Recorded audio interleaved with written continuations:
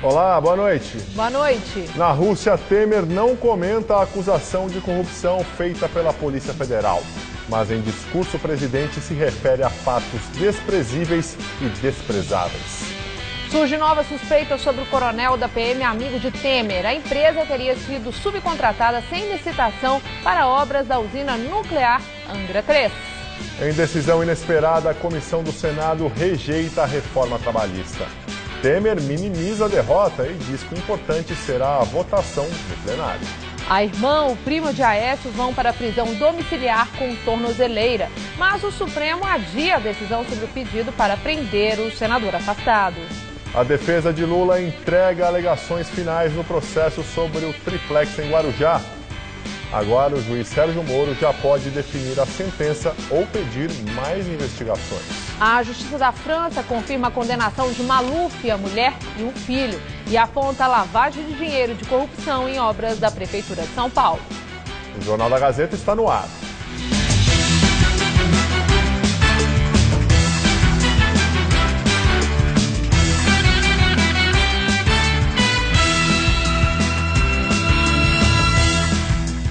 O número de mortes no trânsito da capital subiu 12,3% no último mês de maio, em comparação ao mesmo período do ano passado. Os dados são do Infociga, o banco de dados do governo estadual. O levantamento é feito com base em registros da Polícia Civil e mostra que 91 pessoas morreram em acidentes aqui na capital paulista no mês de maio. Em abril foram 87 mortes. Esta é a maior alta registrada em 2017. Já no ano passado, no mesmo mês, foram 81 mortes, 10 a menos. O atropelamento foi a causa de morte mais recorrente no trânsito da cidade. 49 pedestres morreram atropelados, uma alta de 28% em relação a maio do ano passado. Os motociclistas aparecem em seguida, com 26 mortes, alta de 18%. No mesmo período, aconteceram 4 mortes de ciclistas, contra 2 em 2016. Apesar da alta de 12,3%, a quantidade de mortes no trânsito de São Paulo ainda apresenta redução no acumulado do ano. Entre janeiro e maio de 2016, foram 409 óbitos. E neste ano, 399, queda de 2,4%. A CET, Companhia de Engenharia de Tráfego, diz que os dados do Infociga contribuem para a análise dos acidentes ocorridos na cidade, mas que não comenta um estudo que é realizado por um outro órgão. No estado, o Infociga de maio também apontou que houve aumento de mortes em acidentes. Foram 505 em 2016 contra 518 este ano. 45% dos cigarros vendidos em São Paulo são falsos e contrabandeados, principalmente do Paraguai. Um crime que atinge diretamente a economia. Só no ano passado, o Estado deixou de arrecadar mais de 2,5 bilhões de reais em impostos. 4h30 da manhã, região central de São Paulo. Em uma rua do Brás, o vendedor informa o preço de cada caixa com 50 pacotes de cigarro. Tá saindo quanto a caixa do leite aí? Tá 800, aí. Quanto? 800. E o Samarino? O Samarino tá 950. O preço varia. Tá saindo quanto, moça, a caixa aí? Qual deles? Do leite. Leite? 760. Quem compra aqui revende os cigarros pela cidade. No Parque Dom Pedro II, vários ambulantes oferecem pilhas de pacotes em bancas improvisadas e em locais com grande circulação de pessoas. Esses cigarros são fruto de um esquema de contrabando. Geralmente, são produzidos no Paraguai e atravessam a fronteira com o Brasil por estradas do Mato Grosso do Sul e Paraná. Depois, as cargas são redirecionadas para as capitais, como Brasília, Rio de Janeiro e São Paulo. As apreensões são frequentes e a audácia dos criminosos sem limites. Aqui, os cigarros foram escondidos em um caminhão-tanque, mas nem sempre a carga é transportada em veículos grandes. Existe aquele pequeno contrabandista, um contrabandista menor, e aí ele pega o carro, um carro oco que a gente chama, né, o formiguinha, ele vai trazendo de pouquinho. A gente já pegou cigarro dentro do cárter de óleo do carro, dentro do filtro de ar, aonde vai cabendo cigarro ele vai colocando. Também é possível encontrar esses cigarros na zona norte de São Paulo. Bancas oferecem os produtos na frente das estações Santana e Tietê do metrô. Nossa equipe comprou um desses maços falsificados de uma marca nacional. O preço, R$ 2,00, quase 4 vezes mais barato que o original, que compramos por R$ 7,75. Os contrabandistas reproduzem o rótulo, as indicações do Ministério da Saúde e até o selo do IPI, o Imposto sobre Produtos Industrializados, que não foi pago. Também compramos um maço de uma marca falsificada do Paraguai. Mesmo preço, R$ 2,00. Neste caso, não encontramos o produto no mercado legalizado. Por dentro, os cigarros falsos e verdadeiros também são quase idênticos, mas a composição é sempre duvidosa. De acordo com uma pesquisa do Instituto Datafolha, as marcas paraguaias e clandestinas representam 45% do mercado de cigarros em São Paulo. É quase a metade. O que também chama a atenção é o montante que deixa de ser arrecadado pelo governo do estado pelo não pagamento de impostos. Um prejuízo que no ano passado chegou a 2,680 bilhões de reais. Para o presidente do Fórum Nacional contra a Pirataria e Ilegalidade, o aumento de impostos sobre os originais é outro fator que estimula a lucrativa cadeia dos falsificados. Quando se aumenta o imposto, você pode diminuir sim o mercado legal, desde que não haja uma ameaça concreta, como estamos tendo aqui no Brasil, do crescimento do ilegal. É óbvio, esse dinheiro não está indo para arrecadação, não está indo para a geração de impostos, de investimentos, de empregos. Está indo para as organizações criminosas, que têm aí uma fonte de recursos bilionária.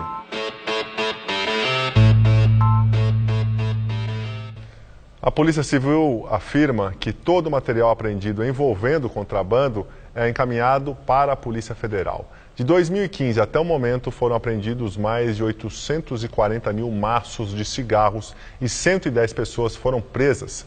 A Polícia Militar esclarece que realiza policiamento ostensivo e preventivo na região do Brás. A pena para esse tipo de crime é de 2 a 5 anos de prisão. Mergulhado em dívidas e problemas com a justiça, o grupo JBS Friboi apresentou hoje ao mercado um plano de venda de ativos da empresa que pode chegar a 8 bilhões de reais. E hoje o ator Tony Ramos, garoto propaganda do grupo, encerrou o contrato com a empresa. Instabilidade financeira e uma crise de imagem agora sem garoto propaganda. O ator Tony Ramos, que ganhava 5 milhões de reais para atuar nas publicidades da Friboi, rompeu de vez o contrato com o grupo. Durante o escândalo da Operação Carne Fraca, quando encontraram alimentos contaminados, o ator chegou a se manifestar em favor da empresa. Mas as revelações de corrupção e a ligação suspeita com políticos teriam motivado a sair de cena. Já a apresentadora Fátima Bernardes, que era o rosto da Seara, outra marca da JBS, também decidiu se distanciar da empresa e, por meio de advogada, declarou que não poderia comentar o fim da parceria. Na tentativa de frear a debandada de consumidores, a JBS apagou a marca Friboi de embalagens e substituiu pelo rótulo do chefe. Com uma crise instalada, o grupo começou a vender fazendas e algumas das empresas para reduzir as dívidas. E essa estratégia atingiu em cheio a Vigor, que produz alimentos lácteos. Hoje, os irmãos Batista colocaram à venda cerca de 6 bilhões de reais em ativos. Isso sem contar outros negócios na Argentina, no Paraguai e no Uruguai que já renderam 1 bilhão de reais. A operação financeira de hoje ainda está sujeita à aprovação pelo Conselho de Administração da companhia e à anuência do BNDES Par, braço de investimentos do BNDES. O banco é, entre os menores acionistas, o maior, com mais de 20% em ações, além de participar do Conselho de Administração do frigorífico. O presidente atual do BNDES, Paulo Rabelo de Castro, já declarou que vê o anúncio da empresa como uma intenção boa e que este é o momento de unir esforços para garantir empregos. Rabelo descartou a venda das participações do banco no grupo nesse momento, por causa da baixa cotação dos papéis da empresa no mercado. Os irmãos Joesley e Wesley Batista confessaram em delação premiada um amplo esquema de pagamento de propina a políticos. A JF Holding, que cuida de todas as empresas do grupo, assumiu o compromisso de pagar a multa de mais de 10 bilhões de reais de acordo de leniência, parcelada em 25 anos, o que praticamente duplicou a dívida da companhia. A meta é vender pelo menos 8 bilhões de reais em ativos que viriam da Eldorado Celulose, da Alpargatas, dona das Havaianas, e da Flora, que produz artigos de higiene e limpeza. E daqui a pouco, no Jornal da Gazeta, Maria Lídia Flandoli entrevista o cientista político Marco Aurélio Nogueira sobre a crise no país. O deputado federal Paulo Maluf, do PP, foi condenado a 3 anos de prisão pela Corte de Apelações de Paris e também a pagar multa de 200 mil euros por lavagem de dinheiro. A defesa de Paulo Maluf afirmou que vai recorrer da decisão. A justiça francesa também condenou a mulher do deputado, Sylvia Maluf, a 2 anos de prisão. Ela teve 2 contas bloqueadas e deve pagar multa de 100 mil euros. O filho mais velho do casal, Flávio Maluf, foi condenado pelo mesmo crime a 3 anos de prisão e multa de 200 mil euros, total de 725 mil reais. A justiça determinou o confisco total de 1.800.000 euros, cerca de 6 milhões e 700 mil reais das contas da família. De acordo com a decisão judicial, a família Maluf lavou mais de 7 milhões de dólares, cerca de 21 milhões e 600 mil reais. Maluf já tinha sido condenado pela justiça francesa por lavagem de dinheiro em 2015. A Corte de Paris investigava crimes praticados entre 1996 e 2003. Maluf e a família do ex-prefeito são acusados de enviar dinheiro para empresas offshore e contas em vários bancos no exterior. A defesa do parlamentar apresentou recurso na época, mas o julgamento foi adiado por falta de consenso entre os juízes que avaliavam o caso. Há um mandado de prisão contra Maluf, a mulher e o filho na França, emitido em 2011. Se ele for à França, poderá ser detido pela polícia e levado diante de um juiz. Entre os crimes investigados estão o superfaturamento das obras do túnel Ayrton Senna e da Avenida Água Espraiada. Em maio, o Supremo Tribunal Federal condenou Maluf a quase 8 anos de prisão, em regime inicialmente fechado, também por lavagem de dinheiro. As investigações são sobre o período em que ele era prefeito de São Paulo, entre 1993 e 1996. Ex-presidente da OAS, Léo Pinheiro, pede redução de 2/3 da pena por ter confessado, mesmo sem acordo de delação, que o ex-presidente Lula é dono do triplex em Guarujá. Nesse processo, o empreiteiro é réu na Lava Jato por supostos pagamentos de mais de quase 4 milhões de reais em propina ao petista. Já a defesa do ex-presidente Lula pediu a absolvição dele nas alegações finais. Segundo os advogados, os direitos sobre o imóvel pertencem ao fundo gerido pela Caixa Econômica Federal desde 2010. No último prazo, a defesa diz que juntou documentos novos para provar que o triplex em Guarujá não é do ex-presidente Lula. A tese, que já estava no processo, defende que em 2010 os direitos sobre o apartamento foram cedidos pela OAS, a proprietária, à Caixa Econômica Federal, em garantia. E por isso, Léo Pinheiro não teria como dispor do imóvel. O ex-presidente da OAS afirmou ao juiz Sérgio Moro, em abril, que o apartamento não foi colocado à venda porque estava reservado para Lula e que foi reformado segundo orientação da família dele. Nem Léo Pinheiro, nem a OAS tinham a disponibilidade deste imóvel para dar ou para prometer a quem quer que seja, sem ter feito o pagamento à Caixa Econômica Federal.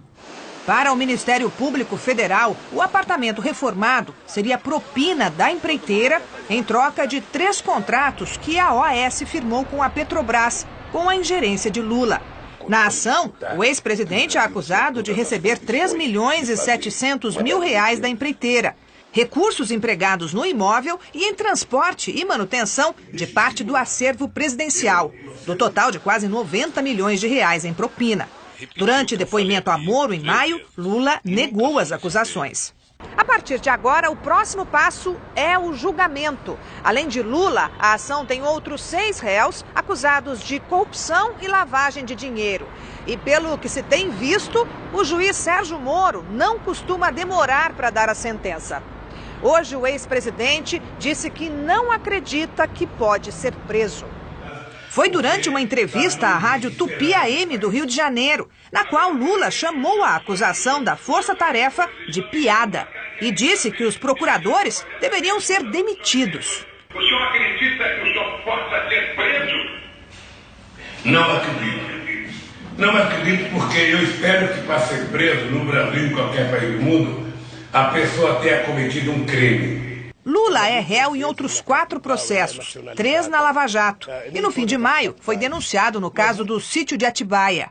Hoje, o relator da operação no Supremo, ministro Edson Fachin, decidiu retirar da alçada do juiz Sérgio Moro, de Curitiba, 3 investigações contra Lula com base nas delações da Odebrecht.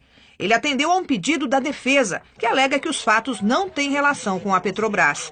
Os casos serão encaminhados para a Justiça Federal de São Paulo e do Distrito Federal. E o ministro Edson Fachin também determinou que uma investigação contra o ex-deputado federal Eduardo Cunha, do PMDB, seja retirada do juiz Sérgio Moro e vá para a Justiça do Distrito Federal. Nessa apuração, Cunha é suspeito de ter contratado a empresa de segurança privada Kroll para conter a Operação Lava Jato, segundo delações da Odebrecht. O inverno começa oficialmente amanhã, mas hoje, o último dia do outono, as temperaturas não subiram muito não, viu? Fez frio, né? A máxima não passou dos 18 graus e nesse momento faz só 15 graus aqui na capital paulista. Vamos ver como fica o tempo amanhã com Mariana Armentano.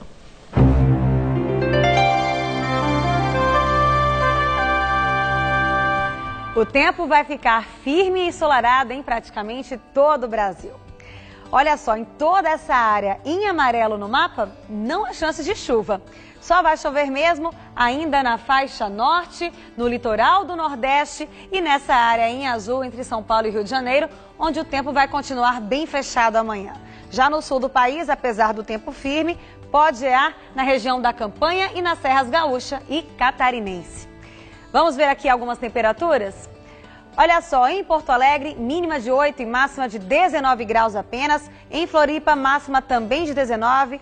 No Rio, chove a qualquer hora e à tarde faz 24 graus por lá. Em BH, 25. Na sequência, temos Cuiabá com 28 graus de máxima amanhã. Em Recife, 29 com chuvas a qualquer hora do dia. Em Manaus, tempo firme, faz até 32 graus. E em Palmas, no Tocantins, calorão na casa dos 37 graus amanhã. Agora, no detalhe, o mapa aqui de São Paulo. Para quase todo o estado, a previsão é de sol e tempo firme nessa quarta-feira. Mas aqui na faixa leste, o tempo não muda muito não em relação a hoje, viu? Continua friozinho e nublado. Em Marília, teremos amanhã mínima de 15 e máxima de 19 graus. Na cidade de Ribeirão Preto e Franca, máxima também não vai passar dos 19 graus amanhã. E em Santos, no litoral do estado, as temperaturas vão ficar só entre 13 e 16 graus, bem friozinho por lá. As temperaturas aqui da capital paulista também não vão subir muito, viu? Nessa próxima madrugada, teremos mínima de 15 e máxima amanhã durante o dia de 19 graus. Aí na quinta-feira, mínima de 14, mas o sol volta a aparecer e faz até 21 graus à tarde. Aí na sexta-feira, a máxima prevista é de 23 graus por aqui. E o governo federal sofre derrota. O relatório da reforma trabalhista é rejeitado na Comissão de Assuntos Sociais do Senado. Mas a tramitação continua. Segue agora para análise da Comissão de Constituição e Justiça. A comissão rejeitou o relatório do senador Ricardo Ferraço, do PSDB do Espírito Santo, por 10 votos a 9. Com isto, a comissão aprovou um texto alternativo do senador Paulo Paim, do PT. O relatório recomenda a rejeição integral da reforma. A oposição comemorou. A votação foi tumultuada. A presidente do colegiado, Marta Suplicy, do PMDB, ouviu críticas dos senadores de seu antigo partido, o PT, contrários ao texto. E bateu boca com a colega de partido, Cátia Abreu, contrária à reforma trabalhista.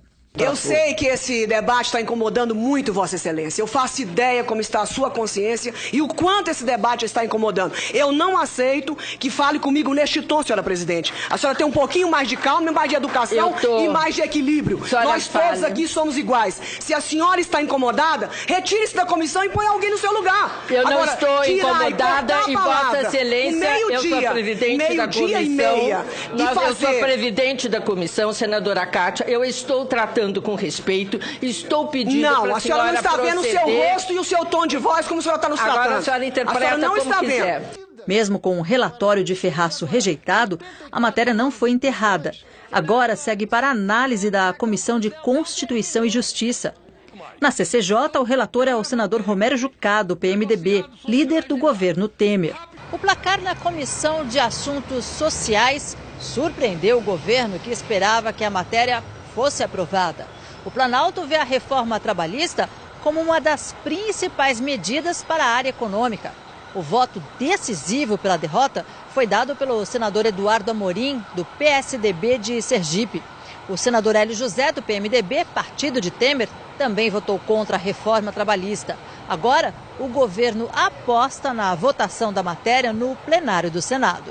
Para ser aprovado, o texto precisará de maioria simples, ou seja, metade dos senadores presentes mais um voto. A reforma trabalhista chegou ao Congresso no ano passado. A matéria já foi aprovada na Câmara em abril e na Comissão de Assuntos Econômicos do Senado no começo do mês. Um dos principais dispositivos do projeto é estabelecer pontos que poderão ser negociados entre patrões e empregados. Além disso, extingue a contribuição sindical obrigatória de um dia de salário dos trabalhadores.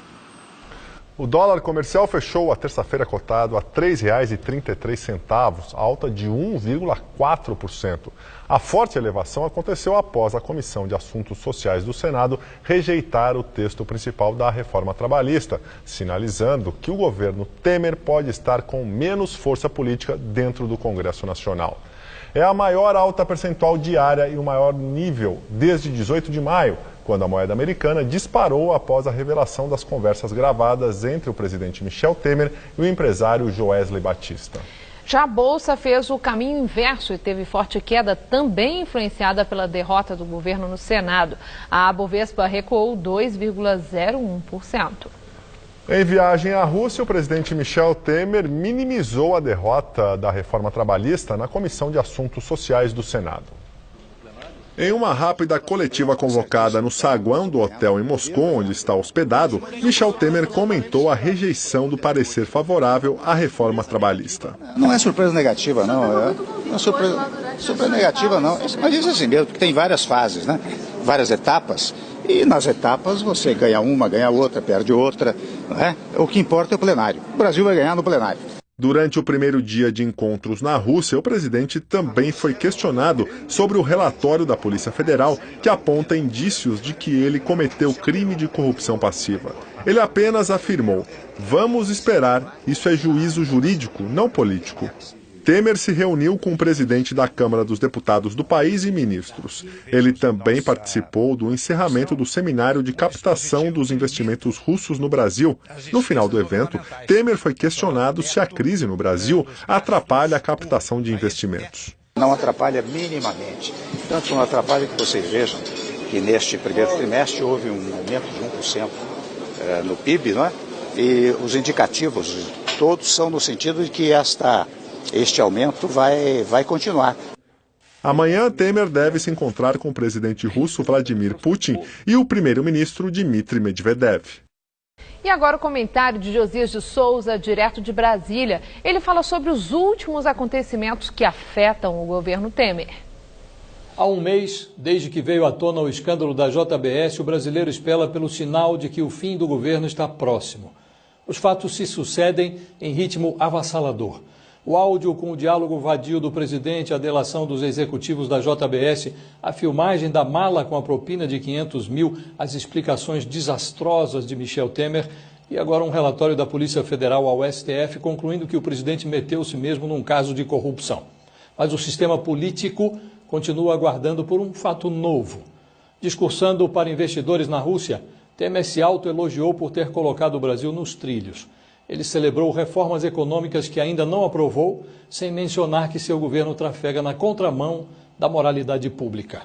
Quase que simultaneamente, o Planalto sofria no Senado uma constrangedora derrota.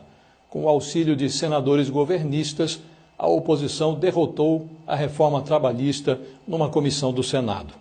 Em sua viagem à Rússia, Temer referiu-se às investigações que engolfam o seu governo como fatos absolutamente desprezíveis e desprezáveis. O brasileiro se pergunta o que é mais desprezível, a investigação do escândalo ou o fato de o Brasil ser representado num país estrangeiro por um presidente que a polícia diz estar envolvido em corrupção? O sistema político aguarda por um fato novo que forneça a resposta. Quem sabe uma entrevista de Marcela Temer informando que seu marido ronca ao dormir. Boa noite. Documentos da Junta Comercial de São Paulo mostram a vinculação do coronel aposentado da PM paulista João Batista Lima Filho, amigo do presidente Michel Temer, a um contrato de 162 milhões de reais, sem disputar a licitação que foi vencida por outra empresa, sediada na Suécia. A informação foi publicada no jornal Folha de São Paulo. Segundo o jornal, o contrato foi assinado em maio de 2012 entre a AF Consult, sediada em Estocolmo e com um braço na Finlândia, e a Eletronuclear, empresa de economia mista controlada pela União, para a elaboração de projetos para a usina nuclear de Angra 3, no Rio de Janeiro. A empresa do coronel, a Argeplan Arquitetura, que foi alvo de busca e apreensão na Operação Patmos, deflagrada em maio, não aparece como contratada da Eletronuclear nos registros oficiais. Mas os documentos da Junta Comercial, que a Folha teve acesso, revelam outra história. A empresa do coronel criou uma outra firma, a AF Consult do Brasil, que foi subcontratada pela AF Consult da Finlândia para a execução do contrato de Angra 3. Segundo o jornal, a multinacional cumpriu uma cláusula do edital internacional que obrigava que 80% do pacote fosse terceirizado para empresas no Brasil. O contrato está paralisado desde agosto, após análise do Tribunal de Contas da União. Do total contratado, 55 milhões de reais já foram pagos. Na Lava Jato, o contrato apareceu na denúncia contra Otton Luiz Pinheiro Silva, ex-presidente da Eletronuclear. Segundo o Ministério Público, houve pagamento de propina ao militar. Preso desde 2015, Otton já foi condenado pela Justiça do Rio de Janeiro a 43 anos de prisão. De acordo com o Ministério Público Federal, Otton Luiz Pinheiro recebeu propina de diversos empreiteiros, incluindo o dono da Ingevix, José Antunes Sobrinho. E segundo a reportagem da Folha, a empreiteira também foi subcontratada pela AF Consult, em Angra 3. Na proposta de delação, que não chegou a ser fechada, o dono da Ingevix teria relatado que o coronel Lima Filho foi o responsável pela indicação do almirante Otton junto a Temer para a presidência da Eletronuclear.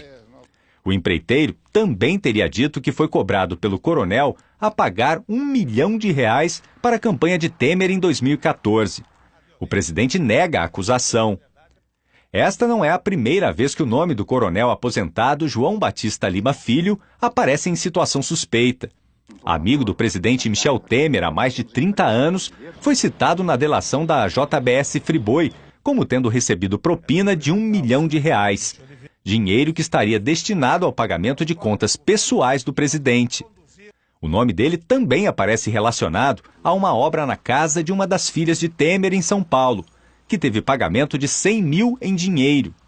A responsável pelo pagamento seria a arquiteta Maria Rita Fratesi, mulher e sócia do coronel.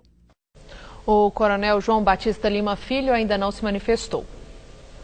No relatório parcial entregue ao ministro Edson Fachin, a Polícia Federal afirma que evidências indicam com vigor que o presidente Michel Temer praticou corrupção. Segundo o texto, houve pagamento de vantagem indevida de maneira remota a ele e imediatamente a Rodrigo Rocha Loures, ex-assessor de Temer e suplente de deputado. E segundo a revista Época, a Polícia Federal também apontou que Edgar, citado como intermediário para receber propina para o grupo de Temer, é Edgar Rafael Safid, um empresário do setor imobiliário e financeiro. Os investigadores chegaram a essa informação por meio dos registros de ligações telefônicas do celular de Loures. Edgar foi ouvido e reconheceu que mantém relação de longa data com o ex-assessor do presidente, mas negou qualquer participação nos fatos. De acordo com a polícia, não houve tempo suficiente para aprofundar esse ponto da investigação. Supremo Tribunal Federal decide que irmã e primo do senador Aécio Neves do PSDB vão para a prisão domiciliar. A análise sobre o pedido de prisão do tucano foi adiada.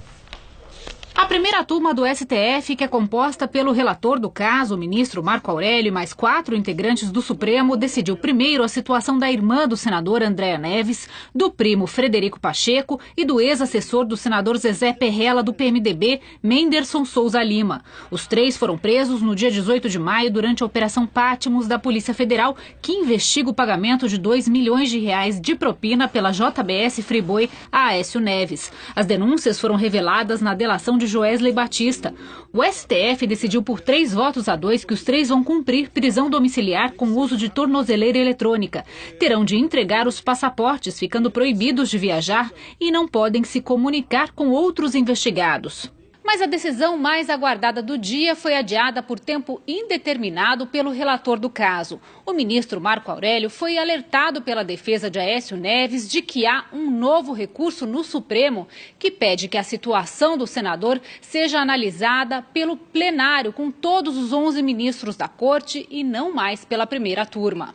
Marco Aurélio já rejeitou o mesmo pedido na semana passada. O novo recurso foi apresentado pela defesa do tucano nesta manhã, horas antes da sessão começar. Os advogados alegam que o STF nunca julgou um pedido de prisão preventiva de um senador e, por isso, a análise deve ser feita em plenário. Além do pedido de prisão, os ministros também iriam analisar hoje a solicitação da defesa para que Aécio fosse autorizado a retomar as atividades parlamentares.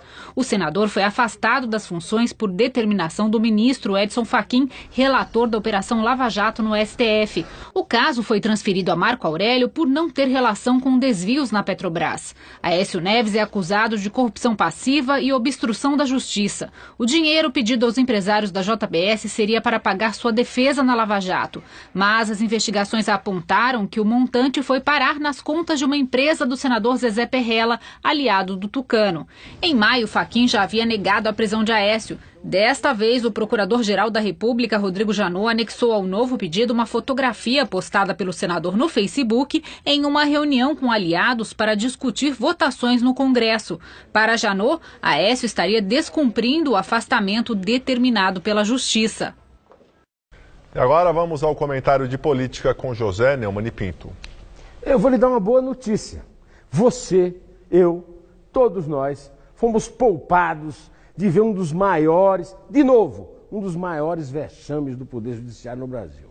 Primeiro-ministro Luiz Fux mudou de ideia. Não aconteceu nada de novo em relação a Andréa Neves, mas aí ele, que tinha votado pela prisão dela, agora votou por uma prisão domiciliar. O placar na turma passou de 3-2 e a Andréa, o Menderson e o Fred, primo do Aécio, foram dispensados de ir para o inferno prisional e vão passar um período confortavelmente em casa, com tornozeleira, sem poder se movimentar muito. Mas o vexame maior viria depois. Numa chicana óbvia, o brilhante advogado Toron apresentou ao ministro Marco Aurélio um pedido que ele já tinha feito e que já tinha sido negado. E o Marco Aurélio aproveitou para fazer mais uma de suas gracinhas de espírito de porco e dizer que realmente precisa de tempo para julgar o que ele já julgou. É o que se espera realmente do Marco Aurélio. Veja bem, isso significa que o Aécio continua solto e afastado do Senado. Isso não muda, fundamentalmente, a situação política do Aécio. Ele apenas está livre da prisão e do afastamento definitivo do partido, da presidência do partido e do Senado, até a hora em que o Marco Aurélio resolver se lembrar do que já tinha decidido ou mudar, como fez o seu colega Fux. Só tem uma coisa: isso em nada altera a situação política dele. Aécio Neves continua sendo a maior frustração, a maior decepção da sociedade brasileira, que lhe deu 48 milhões de votos na eleição de 2014, que foi vencida por sua adversária, a então presidenta Dilma Rousseff. Aécio foi flagrado em episódios grotescos de recebimento de propina. Sendo de uma família riquíssima, a mãe dele é casada com um dos homens mais ricos do Brasil, o banqueiro Gilberto Farias. Ele disse que está precisando de dinheiro, porque nunca ganhou dinheiro na vida pública, e pediu 2 milhõezinhos ali ao Joesley Batista da JBS para pagar os seus advogados. O sujeito comete os crimes mais hediondos e pede dinheiro de propina para pagar advogado e continua sendo um ilustre representante, um varão da grande política brasileira. Olha, com esse Supremo Tribunal Federal, qualquer um não é verdade? Bom, eu volto quinta-feira que vem, direto ao assunto. Até. O Brasil criou pouco mais de 34 mil vagas de emprego com carteira assinada em maio. De acordo com dados do CAGED, divulgados hoje pelo Ministério do Trabalho, pelo segundo mês seguido houve criação de postos de trabalho. E esta foi a primeira vez desde 2014 que um mês de maio registrou mais contratações do que demissões. Depois da divulgação dos dados, o ministro da Fazenda, Henrique Meirelles, publicou uma mensagem no Twitter, onde afirmou que a criação de vagas confirma as previsões do governo de recuperação gradual do emprego. O Brasil movimenta 35 bilhões e meio de doses de medicamentos por ano, segundo a Associação da Indústria Farmacêutica de Pesquisa. Mas quando o produto vence, ele se torna um problema, caso o descarte não seja feito da maneira correta. No rótulo, a data de validade é fevereiro de 2017. E aí, o que você faz com o remédio vencido? Jogo fora. Eu jogo no vaso sanitário e dou a descarga. Nossa equipe percorreu 3 farmácias na região da Avenida Paulista para tentar descartar remédios vencidos. Com um celular, flagramos 2 que não recebem os medicamentos. Medicamento vencido? Vocês recebem? Tiraram daqui nossa máquina, nós estamos aguardando o retorno. Ah, tem previsão? O mais, não. Para descartar remédio vencido, vocês recebem? Não. Somente em uma conseguimos entregar. Remédio vencido? Só entregar? Isso, aí eu recolho e descarto. Perfeito. O Brasil não possui uma lei específica que regulamenta o descarte doméstico de medicamentos. Desde 2010, uma lei federal determina que o resíduo sólido, como o lixo urbano, possa ser encaminhado ao setor empresarial para ser reutilizado no ciclo da produção. No entanto, a lei não enquadra os remédios. Daí, muitas pessoas ficam sem saber o que fazer. Eu acho que deveria ter mais posto, assim, né, de coleta, mais fácil pra gente, né, porque eu realmente desconheço. Justamente a falta de informação contribui para essas medidas erradas de se desfazer do remédio.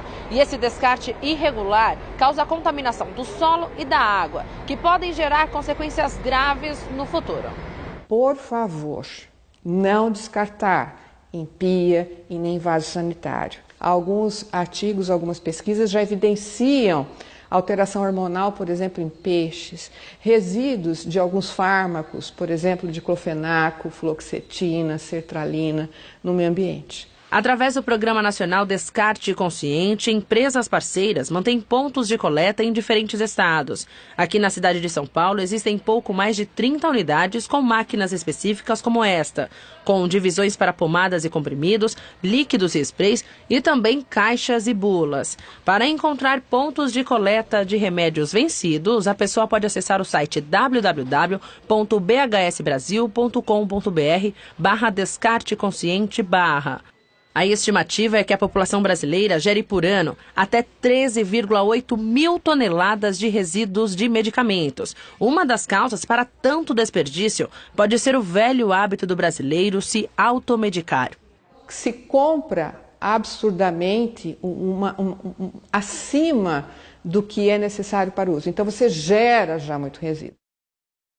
A rede de trens da Bélgica foi paralisada depois de relatos de uma explosão na estação central da capital Bruxelas. Ninguém ficou ferido.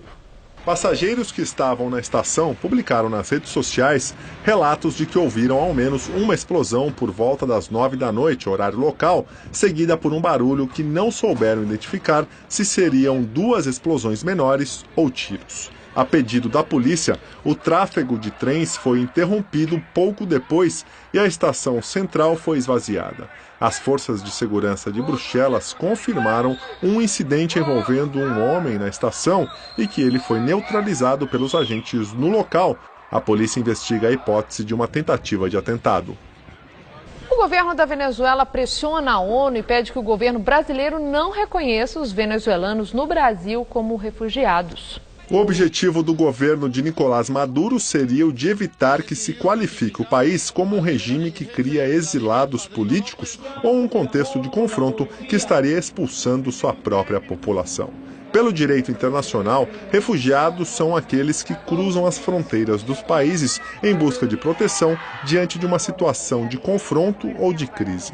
Apesar da pressão, a Organização das Nações Unidas prometeu apoiar o governo brasileiro para lidar com os mais de 13 mil venezuelanos que atualmente vivem em Roraima, no norte do país. Começou hoje a fase final de desarmamento das Farc, as Forças Revolucionárias da Colômbia. Essa é a última fase de recolhimento das armas coordenada pela ONU e vai durar uma semana.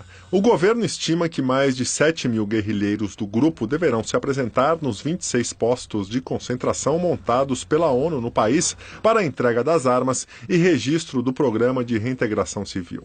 O desarmamento das Farc faz parte do acordo de paz assinado pelas lideranças da guerrilha colombiana e o governo do país no ano passado. O cronograma de transição do grupo deve incluir ações de integração para a participação na política do país latino. E agora vamos ao comentário de política internacional com João Batista Natali. Vocês talvez se lembrem do acordo de paz entre o governo da Colômbia e a guerrilha marxista das Farc. Pois é, o acordo está atrasado em alguns meses. E apenas hoje, terça-feira, os guerrilheiros começaram a entregar para os representantes das Nações Unidas um último lote de armas. Vamos recapitular. A primeira versão do acordo foi assinada em agosto do ano passado, mas o texto foi derrotado num plebiscito. Por detrás da derrota estava uma briga entre dois políticos de centro-direita, o ex-presidente Álvaro Uribe e o presidente Juan Manuel Santos. Uribe afirmava que o acordo, negociado em Cuba durante 4 anos, também com a intermediação do Papa Francisco, era um pretexto para que os guerrilheiros mergulhassem de corpo e alma no narcotráfico. Fazia sentido. As Farc já estavam com as mãos sujas de cocaína. Novas negociações e novo texto. Dessa vez o presidente Santos submeteu ao Congresso colombiano. Mas surgiram 2 obstáculos. O primeiro foi legal. A Corte Suprema determinou que todas as decisões sobre o assunto precisavam passar pelos deputados e senadores. O segundo obstáculo foi logístico. O governo deveria construir dentro da floresta 26 campos para onde os 7 mil guerrilheiros iriam entregar as armas. Mas as obras atrasaram e o exército não conseguiu transportar alimentos para esse mundo de ex-combatentes. Enquanto isso, o ex-presidente Uribe continuou a boicotar o esforço do presidente Santos, que tem menos de 30% de popularidade e que dificilmente vai ganhar as eleições presidenciais e legislativas do ano que vem. Os guerrilheiros agora se transformarão num partido político. Eles vão ter 10 cadeiras na Câmara dos Deputados. É o desfecho mais honroso para uma guerrilha que durou 52 anos, que matou 220 mil colombianos e que obrigou 7 milhões de pessoas a fugirem dos combates em zonas rurais. Em resumo, apesar de todos os contratempos, nossos vizinhos colombianos estão de parabéns. E estão entrando para a história. É assim que o mundo gira. Boa noite. O governo de Portugal ordena a abertura de investigação sobre os incêndios florestais que já mataram mais de 60 pessoas na região central do país. Segundo o primeiro-ministro português António Costa, a investigação irá apurar as medidas tomadas para gerenciar a crise logo no início do incêndio e eventuais erros no combate ao fogo. A investigação deve apurar também o porquê da demora no fechamento da Estrada 236, conhecida como Estrada da Morte, onde 47 pessoas morreram carbonizadas em seus carros tentando fugir do fogo. As elevadas temperaturas e os fortes ventos fizeram que o incêndio avançasse nesta terça-feira na direção da cidade de Góis, onde a situação é considerada preocupante. 27 aldeias próximas foram esvaziadas preventivamente. Segundo o Corpo de Bombeiros do país, 70% dos focos de incêndio já foram controlados, mas os outros 30% ainda preocupam. E agora as notícias do esporte com Estela Gontijo e Celso Cardoso. E lembramos que após o esporte, Maria Lídia entrevista ao vivo o cientista político Marco Aurélio Nogueira. O Grêmio empatou com o Cruzeiro pela 8ª rodada do Campeonato Brasileiro e perdeu a chance de assumir a liderança da competição e deixou o lugar vazio ali, né, para o Corinthians. Pois é, Estela, na verdade, melhor para o Corinthians que se manteve, né, segue isoladamente no topo da tabela. Mas foi um grande jogo no estádio do Mineirão, em Belo Horizonte, talvez o melhor do Brasileirão até aqui, empate em 3-3, depois de o Grêmio ter aberto vantagem de 2 gols no início da partida. Com o resultado, o time gaúcho chega aos 19 pontos, um a menos que o Corinthians, que tem 20. Veja os gols. No melhor jogo do Brasileirão até aqui, o Grêmio saiu na frente do Cruzeiro com Everton aproveitando o rebote da cabeçada de Kahneman. No fim do primeiro tempo, Michel apareceu livre para ampliar a vantagem gaúcha no Mineirão, 2-0. A Raposa conseguiu descontar antes do intervalo com Thiago Neves depois da furada de Kahneman dentro da área.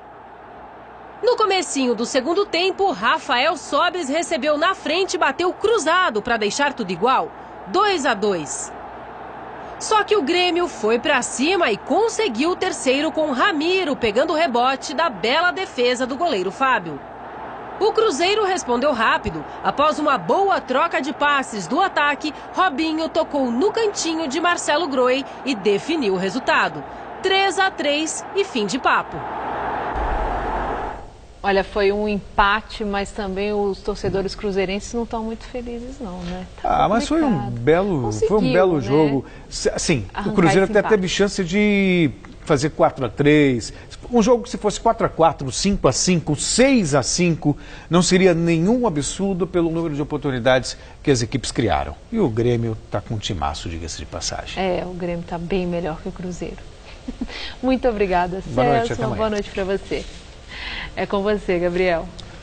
A seguir, Maria Lídia Flândula entrevista o cientista político Marco Aurélio Nogueira. Até já. Quem já quis tentar algo novo?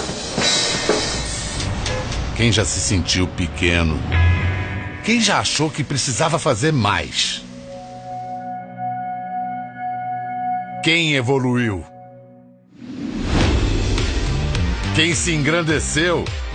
Quem arriscou? Você tem muitos motivos para seguir em frente e um só banco. Bradesco, pra frente. Eu não tenho dúvidas de que quando você estuda, você se aprofunda, você cria novos debates, isso agrega muito no seu dia a dia. Você começa a simular problemas em sala de aula e isso faz toda a diferença. A gente nunca sabe o que vai acontecer no futuro, então quanto mais preparado a gente estiver, melhor. Eu escolhi a Casper Libero pela tradição, pela localização, a Avenida Paulista facilita muito, então eu acho que a Casper tem um nome no mercado, tem uma credibilidade, professores de excelente nível e isso te agrega tanto que é uma satisfação incrível pra gente. Por isso eu sou Casper. Somos todos Casper.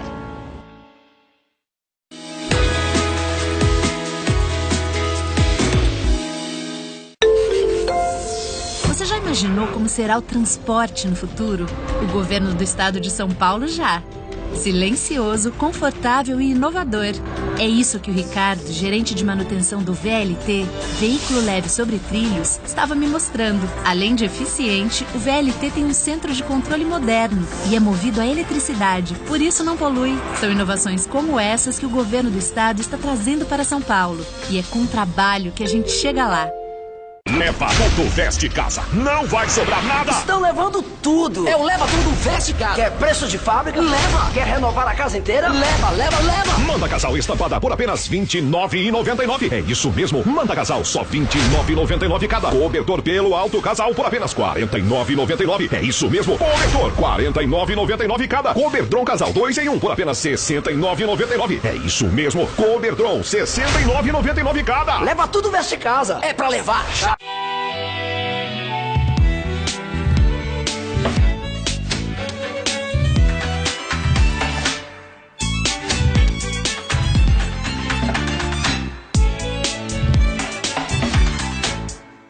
A arte transformou o mundo e vai transformar você. Chegou a coleção Folha ao Mundo da Arte. Todo domingo um livro por R$19,90 cada. Na compra do primeiro volume, grátis o segundo. 25 de junho nas bancas. Colecione.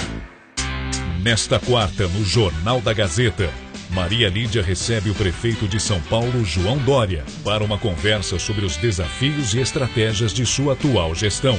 Jornal da Gazeta, nesta quarta, 19h.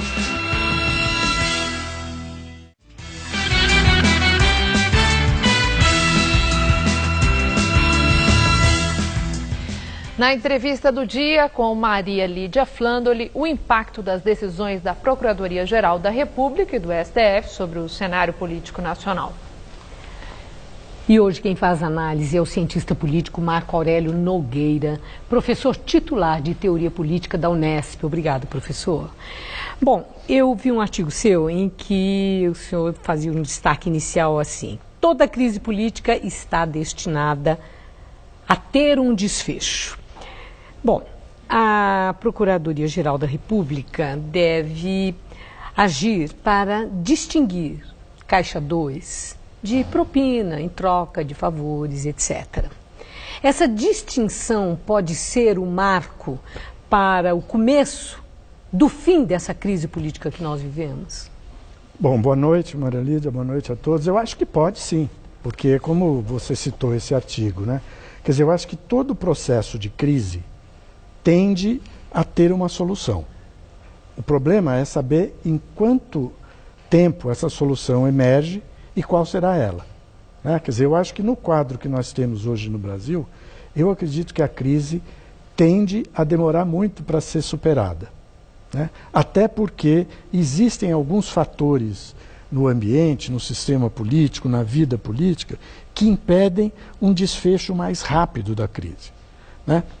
Poderia-se mencionar, nós temos poucas lideranças políticas hoje com estatura suficiente para propor uma saída para o país que consiga um mínimo de convergência entre os atores políticos. E se essa distinção, Caixa 2, de Caixa 2 e propina, a título de doação para campanha e etc., puder resgatar parte da credibilidade de tantos políticos que são lideranças com estatura na vida do país, com história, inclusive no resgate do Estado de Direito, e de repente a gente vê o nome das pessoas aí, fulano de tal levou tantos milhões, né? Então isso traz o desalento e esse desalento certamente compromete a credibilidade, que é fundamental para isso que o senhor acaba de dizer, né? Não, sem dúvida. Agora eu não acredito que essa inflexão, esse movimento